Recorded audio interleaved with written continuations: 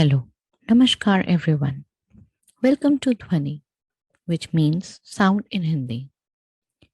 We bring to you resonating sounds created by the actions of women innovators, leaders, experts, and entrepreneurs who are making a difference in their and others' lives. We share their stories to inspire and empower other women. Dhvani is an initiative of Innoberry, which is offering a platform for the women to voice their thoughts, struggles, challenges, achievements, highs and lows, and the journey that they have undertaken. I am Pooja Bhatia, a tech transfer, patent licensing, and intellectual property professional, and now your host for this show. Let's inspire and get inspired. Hi, hello everyone. Today I have with me Dr. Vibhuti Agarwal. She is the general partner at Realtime Angel Fund.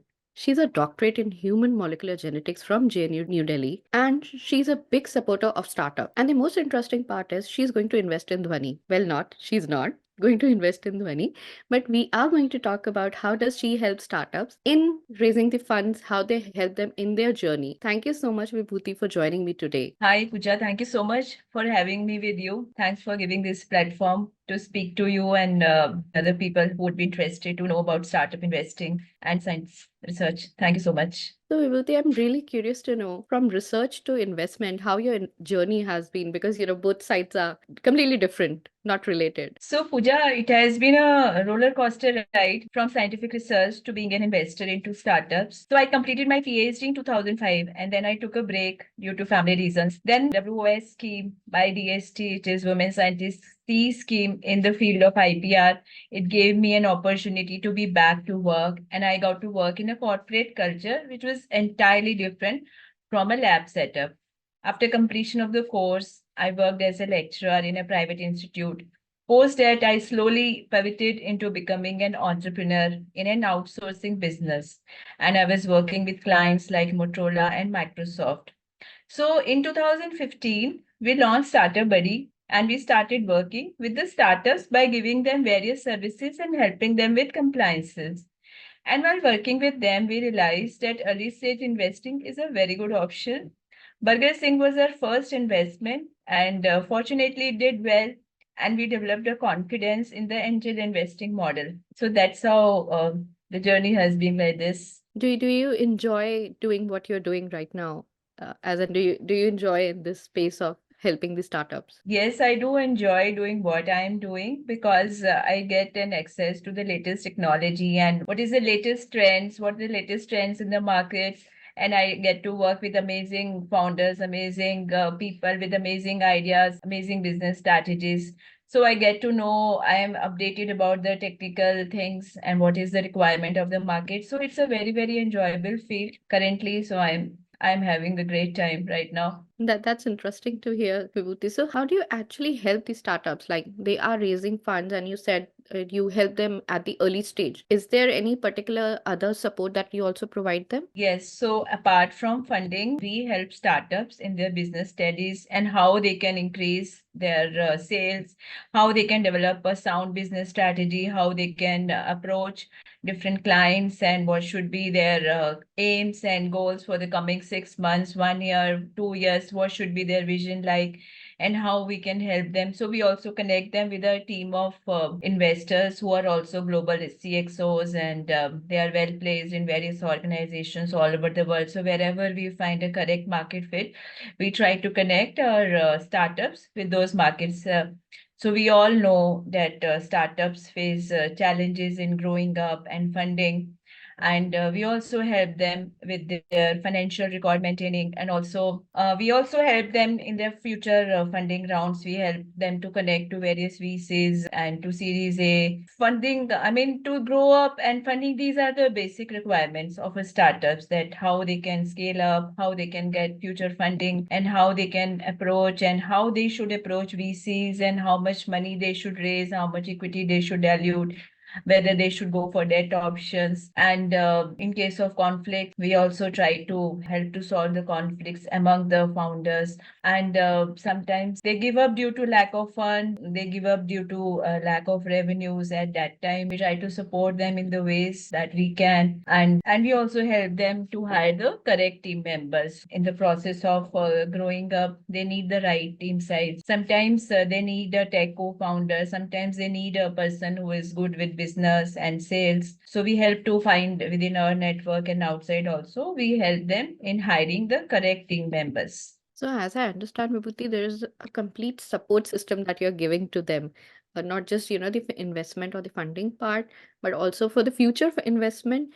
Also, how to emotionally support them, because when the revenue is not kicking in, that is a triggering point for most of the startups and entrepreneurs. So that's a very crucial support that you are giving to them. Yes, so at that point of time, they need some confidence, and then they need to stand up, and they need a lot of resilience and faith. So we try to stand with them at that point of time when, when they're low, and they really look up to people who can help them with to stand up with the funds, with the strategies and growth. So that is why we try our best, because we want to be a part of their success story. We want to be a part of their journey to the next level. That's wonderful, Bhuti. So, what are the skills that you think one would need if they want to get into the field, like somebody who is from research and would like to take your footsteps? So, what do they need to do? Entering into the field of startup investing need a basic understanding of the business models and finances. It's very important to understand numbers. It's very important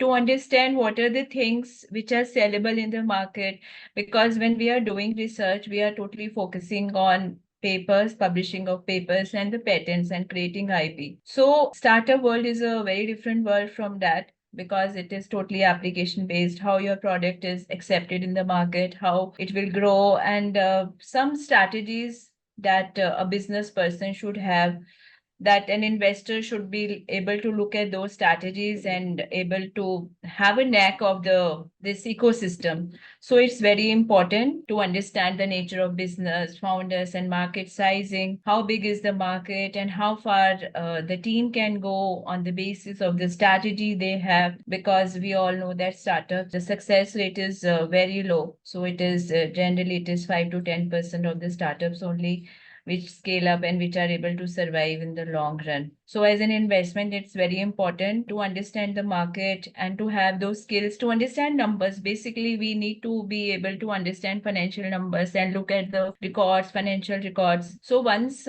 we have those skills, it would make a lot of sense to enter into the investment field. And also, very good networking skills for being an investor. One has to be good to convince a lot of investors also to join hands so that we can invest together. So these are the few skills that a person would need to enter into investment field. So definitely an introvert would find it a bit challenging because it's difficult to network too much for an introvert. But I think they can work on their communication skill and try to network, create that network where they could find the investors and help startups in growing in their respective phase. So did the knowledge of IP help you, Vibhuti, in this entire journey? Yes, so I would say that I have an edge. Having a brief stint in IP, it gave me an understanding what the company can bring to the table. And I understand that if a company has holds a particular IP, what would be the value and how the company can be valuation in the terms of when we are investing. We have to know that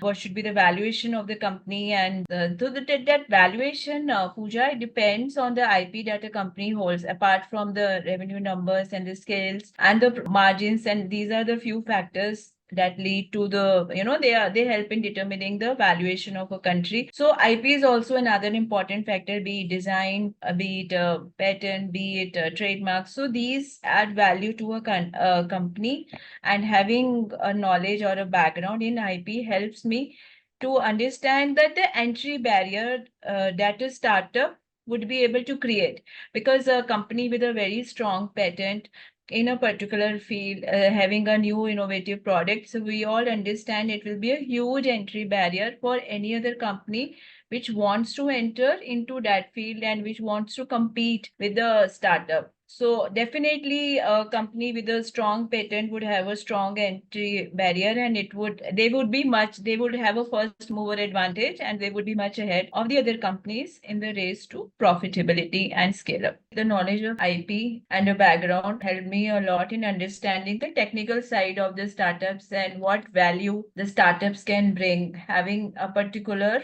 IP, for example, if they have a patent which is a strong patent and has good claims, and that would prevent other startups in the same field into entering into this field, so they get a competitive advantage, and they are also able to create an entry barrier for other startups, and they have this first mover advantage to move to the next stage of scalability and profitability. So an understanding of design, patents, and trademarks and copyrights, and of course the patents, so it as an investor, it gives me an edge to understand the valuation of a startup better, and to make a decision whether we should invest into a startup or no. The main point is the entry barrier that any startup could create for others to compete. So that is a very crucial thing where IP would help them. Vibhuti, a last question from my side. Any tips for people, maybe like me, who would, want to get into this field? What tips would you like to share for us? For a person who wants to enter into investment, I would recommend that you should start investing small amounts, and you should get engaged with the ecosystem, try to learn about the market and the business, try to understand the business model and founder background, and the market sizing, and how fast the startup can scale up using the current business strategy. So these are a few things. One should also understand that the risk involved in this kind of investment, and basis of the understanding, one should be able to take a right decision, and just go slowly, and test the waters before entering into any field. That is what I would advise, and read a lot about this startup ecosystem and investment process, and feel free to ask any questions from anyone. So, as you can see, Ruti has a combination of experience in research, in IP, in investment. She knows finances, she knows numbers. So, if you want to get into this field, these are all 5 pointers for you. Brush yourself on these aspects, make yourself stronger in terms of networking, in improving on your communication. And if you have any questions related to raising maybe investment for your own startup, if you are at an early stage in technology space, get in touch with Vibhuti. I will be giving her LinkedIn and you can get in touch with her. Thank you so much, Vibhuti. It was really wonderful to have you and talk about investment. Thank you so much, Pooja, for having me with you here. I thoroughly enjoyed talking to you, and have a great day. Thank you so much.